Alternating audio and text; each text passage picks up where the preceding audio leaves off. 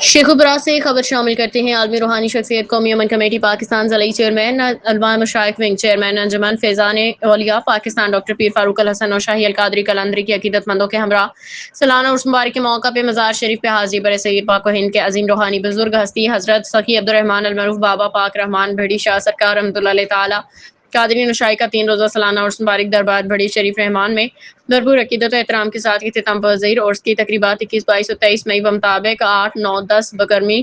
ماہ جیٹ کے روایتی روحانی انداز میں منائی گئی۔ ملک بھر میں بیرون ملک سے آئے لاکھوں عقیدت مندوں کی دربار پہ حاضری دے کے روحانی فیوز و برکات حاصل کی۔ محفل سماع میں عاشقان طریقت وجد کے حال کی کیفیت میں مبتلا ہو گئے، جبکہ بعض عقیدت مند الٹا لٹک کے رسمی حال دیکھتے رہے جو دربار پاک رحمان کی مخصوص روحانی روایت ہے۔ شیخ ابراز سے مرکزی اسٹیج کی صدارت ڈاکٹر پیر فاروق الحسن نوشاہی القادری قلندری نے فرمایا۔ اس کی تقریبات میں شریک دیگر مشائخ زائم صاحبزادہ ظفر محمود سالک اور دیگران نے شرکت کی اور ملک و قوم کے لیے خصوصی دعائیں مانگی گئیں۔